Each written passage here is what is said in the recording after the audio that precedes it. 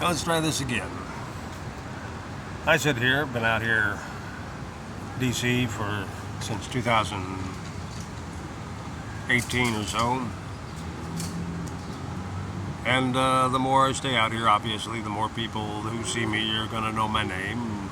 No bitch, no gripe there. And recently, with all the video coverage and the October 2nd kidnapping and armed robbery, which is the only way to describe it, because the police officers were armed when they took my private property and did not catalog it, did not store it for my eventual release.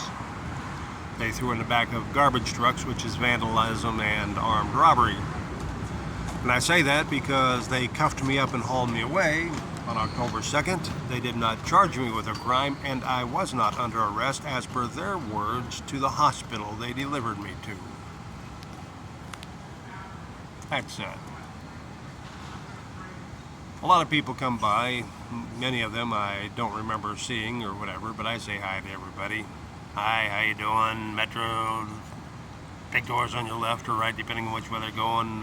White House 2 blocks that way. And a bunch of them come back and thank me. Anyway. The TV series Cheers, seen it enough times to remember the tune where it says, where everybody knows your name.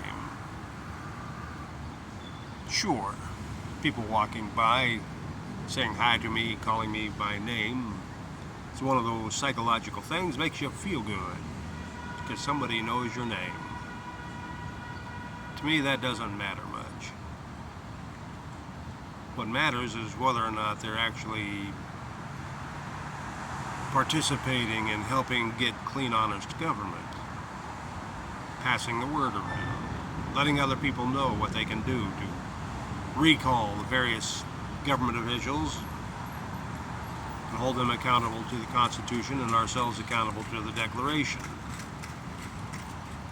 What good does it do if everybody knows my name, but nobody's helping make clean, honest, and transparent government a reality?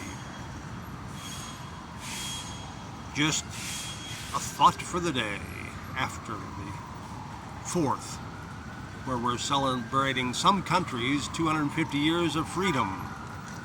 So no, it isn't these United States of America that is the people have been free for 250 years.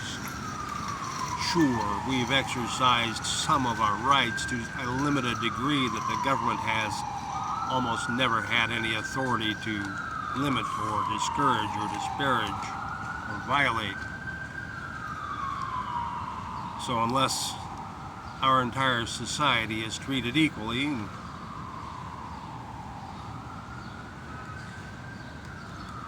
then one group whose rights are violated by government and are not free to exercise those rights as long as they're not harming anyone else, their property or person, then the country is not free, because the rest of the people can be violated just as easily whenever the government politicians flip or flop. So on July 4th, we had the greatest plan for that continued freedom. On July 5th, we went to sleep. We continued slavery, which now you have to count off 100 years from there to 1860-ish,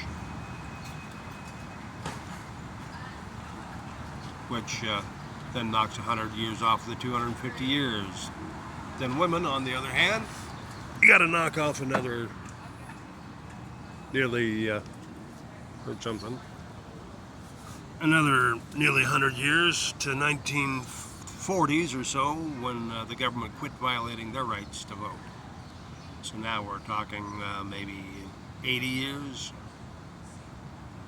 Math is going to be loose, so don't hold me to exact numbers. Just trying to prove a point. And since we have citizen taxpayers who are governed by the government and not their parents, these youth who are under the age of 18 have always possessed the right to vote, especially if they're taxpayers, to help dictate and determine who in government is going to be spending their tax dollars and on what. It doesn't matter if it's a city sales tax, a state sales tax, or federal income tax. They possess the right to vote, though being denied by the government because it pretends, like amendment, whatever it is, that says age 18 authorizes them to violate the rights of people who are under 18. So we've had one opportunity so far to have freedom in this country, broad spectrum, across the board, race, creed, color, religion, sex, preference, age, income, you name it. But we have not. We've allowed our government to allow us to violate each other's rights by fictitiously empowering the government to violate other people's rights. Oh, you can't paint your house that color because that'll offend your neighbor. You can't have your fence that high because your neighbor doesn't like it. Your 200-year pig farm can't continue to exist because your new neighbors didn't know it was there. There have been no freedoms in this country except for what the government has allowed us to exercise. We think we're free.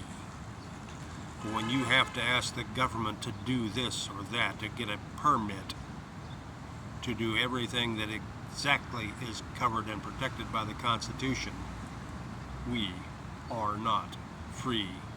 That 250 years of freedom does not celebrate these United States of America except for the illusion of freedom.